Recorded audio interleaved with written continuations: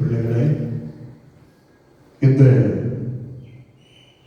மனமகிழ்ச்சி காலை வேளையில் உங்களை இந்த காணொளி மூலமாக சந்திப்பதிலே நான் மிகவும் சந்தோஷப்படுகிறேன்.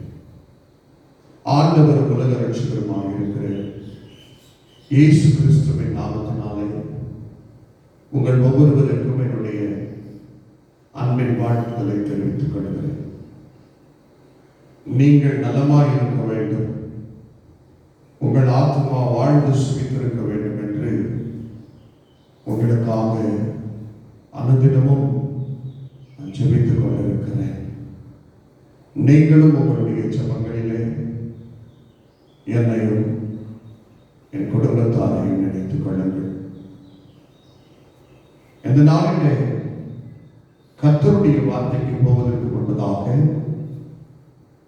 நாம் கண்களை அடைத்து ஆண்டவரை நோக்கி வேதத்தின் மீது கரத்தை வைத்து நாம் ஜெபிக்கலாம். அன்பின் ஆண்டவரே, நீர் எங்களோடு பேசும். நீர் எங்களுக்கு அறிவுணர்த்த வேண்டிய காரியங்களை அறிவுணர்த்தும். உம்முடைய ஆவியானவர் எங்கள் மத்தியிலே கிரியை செய்தருளும். இயேசு கிறிஸ்துவின் மூலமாக இவைகளை வேண்டி நிற்கிறோம் நல்ல பரிசுத்த பிதாவே, ஆமென். பிரியமான ஆண்டவருடைய பிள்ளைகளே, இந்த நாளிலே நாம் ஒரு சின்ன பகுதியை வாசித்து அதிலிருந்து ஒரு சில தேவனுடைய ஆலோசனைகளை நாம் கேட்கலாம். மார்க் எழுதின சுவிசேஷ புத்தகம் 4ஆம் அதிகாரம் 3ஆம் வசனம் துவங்கி 9ஆம் வசனம் உடைய உங்களுக்காக நான் வாசிக்கிறேன். கவனமாய் கேளுங்கள். கேளுங்கள். விதைக்கிறவன் ஒருவன் விதைக்க புறப்பட்டான். அவன் விதைக்கையில் சில விதை வழி அருகே விழுந்தது. ஆகாயத்து பறவைகள் வந்து அதை பட்சித்து போட்டது. சில விதை அதிக மண்ணில்லாத கற்பாறை நிலத்தில் விழுந்தது. அதற்கு ஆழமான மண் இல்லாததினாலே சீக்கிரத்தில் முளைத்தது. வெயில் ஏறின போதோ தீந்து போய் வேறு இல்லாமையா உலர்ந்து போயிற்று. சில விதை முள்ளுள்ள இடங்களில் விழுந்தது. முள் வளர்ந்து அது பலன் கொடாதபடி அதை நெருக்கி போட்டது. சில விதை நல்ல நிலத்தில் விழுந்தது. ஓங்கி வளருகிற பயிராகி ஒன்று 30, ஒன்று 60, ஒன்று 60, ஒன்று 100 பலன் தந்தது. கேட்கிறதற்கு காது உள்ளவன் கேட்க கடவன் என்று அவர்களுக்கு சொன்னார். பிரியமான ஆண்டவருடைய பிள்ளைகளே, இந்த வார்த்தைகள் ஆண்டவராகிய இயேசு கிறிஸ்துவினாலே பேசப்பட்ட வார்த்தைகள்.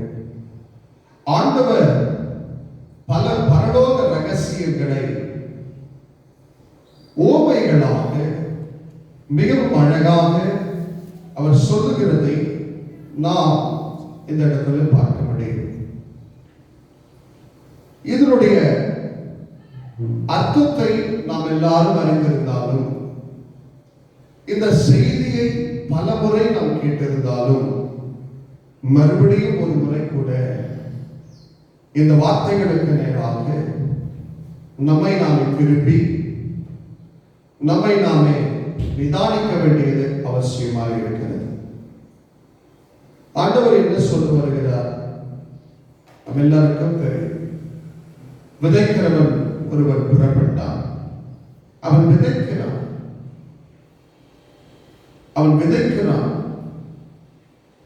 விதை என்பது தேவனுடைய வார்த்தை. அதை நாம் அதற்கு கீழே 13ஆம் வசனத்திலிருந்து அதனுடைய அர்த்தங்களை இயேசு விளக்குகிறதை நாம் பார்க்க முடியும். விதை என்பது தேவனுடைய வார்த்தை.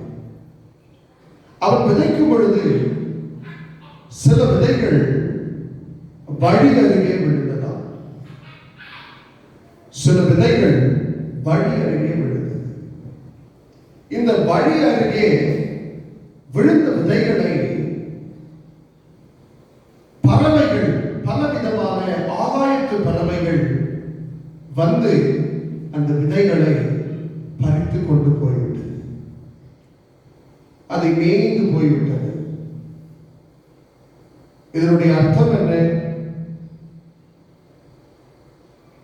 தேவனுடைய வார்த்தை ஆகிய விதையை குறித்து எப்பொழுது ஒரு மனுஷன் கவனக்குறைவாக இருக்கிறானோ, எப்பொழுது ஒரு மனுஷன் அதை குறித்து கரிசனையற்றவனாக இருக்கிறானோ, தேவனுடைய வார்த்தையின் மீது ஆர்வம் இல்லாதவனாக இருக்கிறானோ, அப்பொழுது ஆகாயத்து பறவைகள் என்று சித்தரிக்கப்பட்ட சாத்தான் பல ரூபத்திலே வந்து அந்த விதைகளை பொறுக்கி போடுகிறார்.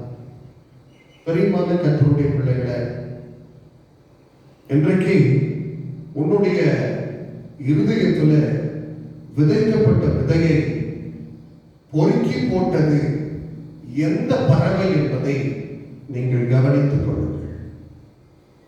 சாத்தான் பலவிதமான பறவைகளின் ரூபத்தில் அவன் வருகிறான். எடுத்துக்காட்டாக ஒரு சில பறவைகளை நான் உங்களுக்கு சொல்ல விரும்புகிறேன். அப்பொழுது உங்களுக்கு இந்த காரியம் இன்னும் கூட நன்றாக புரியும். லவ் பேர்ட்ஸ் என்று சொல்லுகிறார்கள், காதல் பறவைகள்.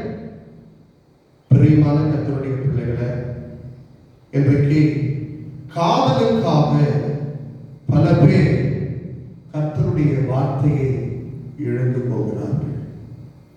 பிரியமான கர்த்தருடைய பிள்ளைகளை, அதில் நாம் கவனம் உள்ளவர்களாக இருக்க வேண்டும். நான் அநேக குடும்பங்களை, அப்படி குடும்பங்களை நான் பார்த்திருக்கிறேன். அவர்கள் சபையில வளரும் பொழுது நல்ல பிள்ளைகளாய் வளருவார்கள்,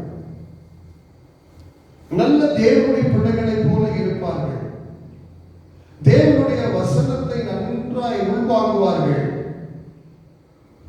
ஆனால் ஒரு வயது வந்தவுடனே அவர்கள் காதல் பயப்பட்டு தேவனுடைய வார்த்தைகளை அசட்டை செய்து ஆண்டவரை மறுதலித்து பின்மாற்றமாய் போய் ஆண்டவரையே விட்டு விடுவார்கள், ஆண்டவருடைய வார்த்தைகளையே விட்டு விடுவார்கள். நம்முடைய இருதயத்தில் தேவனுடைய வார்த்தையாகிய விதையை ஒருவேளை காதல் பறவைகள், லவ் பேர்ட்ஸ் எடுத்து போடுகிறதோ கவனமாக இருக்க வேண்டும். இன்னொரு பறவையை குறித்து கூட உங்களுக்கு நான் சொல்ல விரும்புகிறேன். கழுகுகள். கழுகும் ஒரு பறவை தான். இந்த கழுகுகள் எப்பொழுதும் வல்ச்சர்ஸ் என்று சொல்வார்கள், எப்பொழுதும் பின்னம் அருகாமையிலேயே உட்கார்ந்து எங்கேயாவது பிணங்கள் கிடைக்கிறதா என்று அந்த பிணத்தினுடைய வாசனையை கண்டறிந்து அதை உணர்ந்து கொண்டு எப்பொழுதும் பிணத்தை தின்னுகிற பறவைகளாய் அந்த கழுகுகள் இருக்கும். அநேகருடைய வாழ்க்கையில தேவனுடைய வார்த்தைகளை பிணம் தின்னி கழுகுகள் அவனுடைய இருதயத்திலிருந்து எடுத்து போடுகிறது. பிரியமான கர்த்தருடைய பிள்ளைகளே, அதில் நாம் கவனம் உள்ளவர்களாக இருக்க வேண்டும். என்ன அர்த்தம்? மரித்தவர்கள் மத்தியில எப்பொழுதும் உலாவிக் கொண்டு மரண வார்த்தைகளை பேசிக்கொண்டு, கெட்ட வார்த்தைகளை பேசிக்கொண்டு, மரணத்துக்கு ஏதுவான பாவ சிந்தைகளை கொண்டு ஒரு ஜீவனற்ற ஒரு வாழ்க்கையை வாழ்ந்து கொண்டிருக்கிறவர்கள் பல பேர் வந்து உங்களிடத்தில் சொல்லலாம், அதெல்லாம் ஒன்றுமில்லை, தேவனுடைய வார்த்தைக்கு அவ்வளவு முக்கியத்துவம் எல்லாம் ஒன்றும் கொடுக்க தேவையில்லை என்று சொல்லி உங்களையும் அந்த மரணத்துக்கு நேராக அவர்கள் நடத்திவிடலாம். நீங்கள் ஜாக்கிரதையாக இருக்க வேண்டும். உங்களுக்கு விதைக்கப்பட்ட அந்த விதை பிணம் திண்டி கழுகுகளாலே எடுத்து போடப்படுகிறதோ என்று கவனமாக இருக்க வேண்டும். இன்னும் ஒரு சில பறவை, நான் ஒரு முறை ஒரு சின்ன வீடியோ கிளிப் எனக்கு வந்திருந்தது. அந்த வீடியோ கிளிப்பில் ஒரு பறவையை குறித்து பார்த்தேன். அந்த பறவை ஒரு நிமிஷத்திற்கு 50க்கும் அதிகமான நிறங்களை மாற்றிக் கொண்டிருக்கிற ஒரு அழகான பறவை. இன்றைக்கு அப்படிப்பட்ட சில பறவைகள் நம்முடைய இருதயத்தில் விதைக்கப்பட்ட விதையான தேவனுடைய வார்த்தைகளை பொறுக்கி போடுகிறதோ, தங்களுடைய நிறங்களை குறித்து, தங்களுடைய அலங்காரத்தை குறித்து, தங்களுடைய ஆடைகளை குறித்து எப்பொழுதும் அதே சிந்தனையாக இருந்து, நான் இந்த ட்ரெஸ்ஸை போட்டால் நல்லா இருக்கும், அந்த ட்ரெஸ்ஸை போட்டால் நல்லா இருக்கும், இப்படி மேக்கப் செய்தால் நல்லா இருக்கும் என்று எப்பொழுதும் அதே சிந்தையில ஊறி இருக்கிற சில பேர் இருக்கிறீர்கள். நீங்கள் உங்கள் இருதயத்தில் விதைக்கப்பட்ட தேவனுடைய வார்த்தைகள் எடுத்து போடாதபடிக்கு நீங்கள் கவனம் உள்ளவர்களாக இருக்க வேண்டும். பிரியமான கர்த்தருடைய பிள்ளைகளே, அதைத்தான் ஆண்டவர் சொன்னார். சில விதைகள் வழி அருகே விதைக்கப்பட்ட விதைகள், அதை ஆகாயத்து பறவைகள், இன்னும் பலவிதமான பறவைகள் இருக்கிறது. சில பேர் நடனத்திற்கு மிகவும் முக்கியத்துவம் கொடுக்கிற மயிலை போல பறவைகள் வந்து அவர்கள் இருதயத்திலிருந்து தேவனுடைய வார்த்தை எடுத்து போடும். சில பறவைகள் குயிலை போல பறவைகள் பாடலுக்கு முக்கியத்துவம் கொடுத்து அந்த பாடல் வரிகளிலே வருகிற தேவனுடைய வார்த்தைக்கு முக்கியத்துவம் கொடுக்காமல் மாறாக இசைக்கு மாத்திரமே முக்கியத்துவம் கொடுத்து தேவனுடைய வார்த்தையை அசட்டை பண்ணுகிற அநேக இருதயங்கள் இன்றைக்கும் இருக்கத்தான் செய்கிறது. பிரியமான கர்த்தருடைய பிள்ளைகளை, இப்படிப்பட்ட பலவிதமான பறவைகளை குறித்து நீங்கள் கவனம் உள்ளவர்களாக இருக்க வேண்டும். அடுத்தது, இரண்டாவதாக இன்னொரு காரியத்தை ஆண்டவர் சொல்லுகிறார். சில விதைகள் கற்பாறையான இடத்திலே விழுந்த விதைகளை போல என்று ஆண்டவர் சொல்கிறார். கற்பாறையான இடத்தில் விழுந்த விதைகள், அதற்கு பார்த்தீர்கள் என்றால் அந்த கற்பாறையான இடத்துல வேறு ஆழமாக செல்லாது, மண் மேலோட்டமாகத்தான் அந்த மண் இருக்கும். அந்த மண் இருக்கிற வரையிலும் தான் அந்த வேர் செல்லும். அதற்கு பிறகு அந்த விதை, அந்த பயிர் முளைக்காது. அது வேறு ஆழமாய் போகாதபடி அது செத்துவிடும். பெரியமான கர்த்தருடைய பிள்ளைகளை, இன்றைக்கு அநேகருடைய இருதயம் கற்பாறையை போல இருக்கிறது. சில பேர் சொல்லுகிறார்கள், எங்களுடைய இருதயம் வைரக்கல்லை போல மெருகூட்டப்பட்டிருக்கிறது. உலகத்தில் பலவிதமான கற்கள் இருக்கிறது, பல விலையேற பெற்ற கற்கள் இருக்கிறது. ஒருவேளை நீ உன் வாழ்க்கையில சொல்லிக் கொள்ளலாம், நான் விலையேற பெற்ற கல் என்று சொல்லிக் கொள்ளலாம். தேவனுடைய வார்த்தைக்கு, தேவனுடைய வார்த்தை உன் இருதயத்தில் வேர் ஊன்றாதபடிக்கு நீ எவ்வளவு விலையேற பெற்ற கல்லா இருந்தாலும் பிரயோஜனமில்லை. பிரியமான கர்த்தருடைய பிள்ளைகளே, உன் இருதயம் கல்லை போல இருக்கக்கூடாது. மாணிக்கக்கல், நான் மாணிக்கக்கல், நான் வைரக்கல் என்று சொல்லி நீ பெருமை பேசிக் கொண்டிருக்கலாம். என்னுடைய அறிவாற்றல் வைரக்கல்லை போல இருக்கிறது என்று சொல்லிக் கொள்ளலாம். உன்னுடைய அறிவாற்றலின் நிமித்தம் தேவனுடைய வார்த்தை ஊடுருவி செல்லுகிறது இல்லை. அது பெரிய ஆபத்து. நீங்கள் ஒரு காரியத்தை நன்றாய் அறிந்து கொள்ள வேண்டும். உங்களுடைய வைர கற்கள் உங்களுக்கு ஒரு ஜீவனை தரப்போகிறது இல்லை. மாறாக தேவனுடைய விதையான தேவனுடைய வார்த்தை தான் உங்களுக்கு ஜீவனை தரப்போகிறது. ஆகையினாலே கற்பாறையான உங்கள் இருதயங்களை சதையான இருதயமாய் மாற்றிக்கொள்ள வேண்டியது அவசியமாக இருக்கிறது. தேவனுடைய வார்த்தை உங்களுக்குள்ளே ஊடுருவி செல்வதற்கு நீங்கள் இடம் கொடுக்க வேண்டியது அவசியமாக இருக்கிறது. மூன்றாவதாக ஆண்டவர் சொல்லுகிறார், சில விதைகள் முள்ளுள்ள இடங்களிலே விழுந்தது. என்ன அர்த்தம்? முள்ளுள்ள இடங்கள், முள்ளுள்ள இடங்களிலே விழுந்த விதை அதனுடைய வேர் பாய்கிறது. ஆனால் மேலே ஓங்கி வளர முடியவில்லை. காரணம், அந்த முள் அதை நெருக்கி போடுகிறது. என்ன அர்த்தம்? இன்றைக்கு அநேகருடைய இருதயத்தில் தேவனுடைய வார்த்தைகள் ஊடுருவி செல்லத்தான் செய்கிறது, வேர் பிடிக்கத்தான் செய்கிறது. ஆனால் அந்த தேவனுடைய வார்த்தை அவர்களுக்குள்ளே இருந்து வெளிப்பட்டு தைரியமாக புறப்பட்டு அது ஓங்கி வளர்ந்து கனி தருகிறது இல்லை. காரணம், இந்த தேவனுடைய வார்த்தையை சொன்னால் எனக்கு இவர்கள் கோச்சிக் கொள்வார்களோ, இவர்கள் கோபப்பட்டு விடுவார்களோ, இவர்கள் என்னை விட்டு போய் விடுவார்களோ, இந்த உறவை நான் இழந்து விடுவேனோ,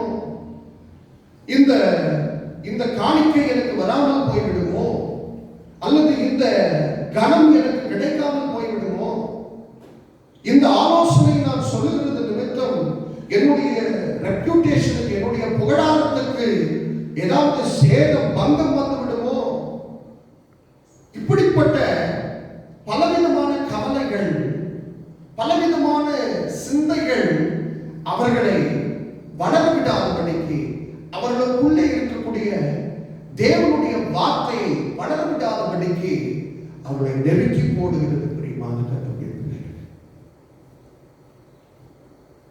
பிரியமான தேவனுடைய பிள்ளைகள், கடைசியாக இயேசு சொல்லும் பொழுது சில விதைகள் நல்ல நிலத்தில் விழுந்த விதைகள் என்று சொல்கிறார்.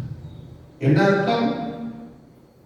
நல்ல நிலம் என்பது தேவனுடைய வார்த்தையை, தேவனுடைய வார்த்தை சில நேரங்களிலே சாதகமாக இருந்தாலும் சரி, சில நேரங்களிலே சாதகமற்றதாக இருந்தாலும் சரி, சில நேரங்களிலே ஆசீர்வதிக்கிற தேவனுடைய வார்த்தையா இருந்தாலும் சரி, அல்லது சில நேரங்களிலே நம்முடைய வாழ்க்கைக்கு பிரயோஜனமாக கடிந்து கொள்ளுகிற ஆலோசனைகளாக இருந்தாலும் சரி, நல்ல நிலம் என்பது அதை ஏற்றுக்கொள்ளும், அந்த விதையை ஏற்றுக்கொள்ளும். அந்த நிலமானது பக்குவப்படுத்தப்பட்டிருக்கும்.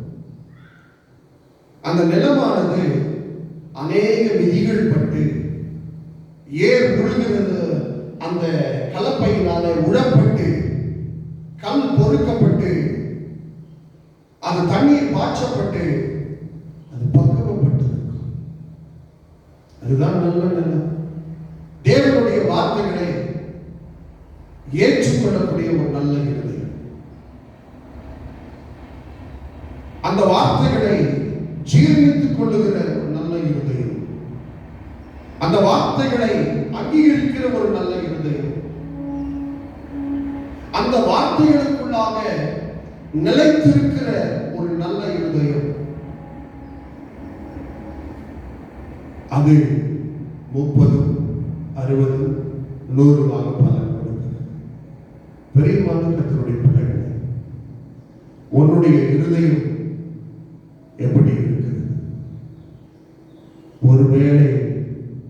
இயேசு சொன்னது போல வழி அருகே விதைக்கப்பட்ட அந்த விதைகள் போல இருக்கிறதா?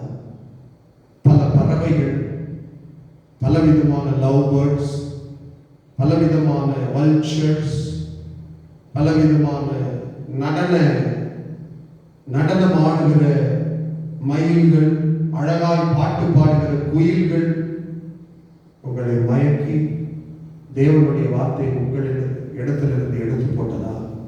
கவனமாய் உங்கள் இருதயத்தை சீர்படுத்துங்கள் என்று கர்த்தர் சொல்லுகிறார்.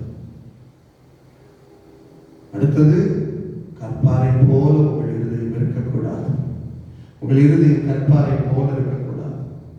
எந்த கல்லை போலவும் இருக்கக்கூடாது. தேவனுடைய வார்த்தை வருகிறது என்றால் அதை ஏற்றுக்கொண்டு அந்த தேவனுடைய வார்த்தையான விதை உங்களுக்குள்ளே வேர் விடுகிறதா இருக்க வேண்டும். கல்லை போல, பலவிதமான கற்களை போல நீங்கள் உங்களை பெருமை பேசிக்கொண்டு, உங்களை புகழாரம் சுட்டிக்கொண்டு, நான் இந்த ஜெம்ஸ்டோனை போல இருக்கிறேன் என்று. நீ எவ்வளவு பெரிய ஜெம்ஸ்டோனாயும் இருக்கலாம், ஆனால் உனக்குள்ளே தேவனுடைய வார்த்தை வேர் பிடித்திருக்கிறதா என்பதில் நீ கவனமாக இருக்க வேண்டும். அப்படி இல்லை என்றால் கற்பாறை போல இருக்கக்கூடிய ஒரு இருதயம் ஒரு வீணான ஒரு இருதயம், அது உபயோகமற்ற ஒரு இருதயம். கடைசியாக ஆண்டவர் சொன்னார், சில விதைகள் முள்ளுள்ள இடங்களில் விழும். உன் இருதயத்தில் தேவனுடைய வார்த்தை வேர் பிடிக்கிறது, ஆனால் அது வெளியே கனி கொடுக்கிறதா, வெளியே ஓங்கி வளருகிறதா, அல்லது தேவனுடைய வார்த்தைகளை வெளியே சொல்லுவதற்கு நீ பயந்து கொண்டிருக்கிறாய்? உலக கவலைகள், உலகத்தினுடைய மேன்மைகள், உலகத்தினுடைய ஐஸ்வர்யம், இதையெல்லாம் நான் இழந்து விடுவேனோ? இந்த தேவனுடைய மகிமையான வார்த்தைகளை நான் சொன்னால் உறவுகளை இழந்து விடுவேனோ? ஐஸ்வர்யத்தை இழந்து விடுவேனோ? ஆசீர்வாதங்களை இழந்து விடுவேனோ? எனக்கு இருக்கக்கூடிய பேர், புகழை, அந்தஸ்தை நான் இழந்து விடுவேனோ என்று நீ பயந்து கொண்டிருக்கிறாயா? பிரியமான கர்த்தருடைய பிள்ளைகளே, ஆண்டவர் ஒரு நல்ல நிலத்தை போல உன் இருதயம் மாற்றப்பட வேண்டும் என்று உன்னை அழைக்கிறார். இந்த நாளிலே நாம் கண்களை அடைத்து ஆண்டவரிடத்தில், ஆண்டவரே என் இருதயத்தை நல்ல நிலத்தை போல மாற்று, நல்ல இருதயமாய் மாற்று, உம்முடைய வார்த்தைகளை ஏற்று அங்கீகரித்து உம்முடைய வார்த்தையான அந்த விதை எனக்குள்ளே வளர்ந்து பெருகி அது கனி தருகிறதாய் மாற்றும் என்று நாம் ஆண்டவரை நோக்கி ஜெபிக்கலாமா? கிருபை நிறைந்த பிதாவே, இந்த நல்ல வேலைக்காக நன்றி செலுத்துகிறோம். எங்களுடைய இருதயம் வழி அருகே விதைக்கப்பட்ட விதைகள், ஆயிரத்து பறவைகள் வந்து பட்சித்து போடுகிறது போல ஒரு இருதயம், அசட்டைத்தனமுள்ள ஒரு இருதயம் எங்களுக்கு வேண்டாம் ஆண்டவரே. கவனமுள்ள ஒரு இருதயத்தை தான், தேவனுடைய வார்த்தைகளை கவனமாக காத்துக் கொள்ளுகிற ஒரு இருதயத்தை தான். அன்பின் ஆண்டவரே, கற்பாறை போல கடினமான இருதயம் எங்களுக்கு வேண்டாம் ஆண்டவரே. அது எவ்வளவு பெரிய விலையேறப்பட்ட கல் போல அது காட்சியளித்தாலும் உம்முடைய வார்த்தைகளை ஏற்றுக்கொள்ள முடியாத, உம்முடைய வார்த்தைக்கு இடமில்லாத ஒரு இருதயம் எங்களுக்கு வேண்டாம் ஆண்டவரே. முள்ளுள்ள இடத்துல விதைக்கப்பட்ட அப்படிப்பட்ட ஒரு இருதயமும் எங்களுக்கு வேண்டாம் ஆண்டவரே. இருதயத்தில் மாத்திரம் நாம் தேவனுடைய வார்த்தைகளை வைத்துக் கொண்டு அது யார் இடத்திலேயாவது சொன்னால் எனக்கு பங்கம் வந்து விடுமோ என்று பயந்து பயந்து உலக புகழாரத்துக்காக, உலக ஆசீர்வாதங்களுக்காக, உலக ஐஸ்வர்யங்களுக்காக தேவனுடைய வார்த்தைகளை நாம் மறுதளிக்காதபடிக்கு இருக்கக்கூடிய ஒரு நல்ல இருதயத்தை எனக்கு தாருமானது. எந்த சூழ்நிலையிலையும் தேவனுடைய வார்த்தைகளை நான்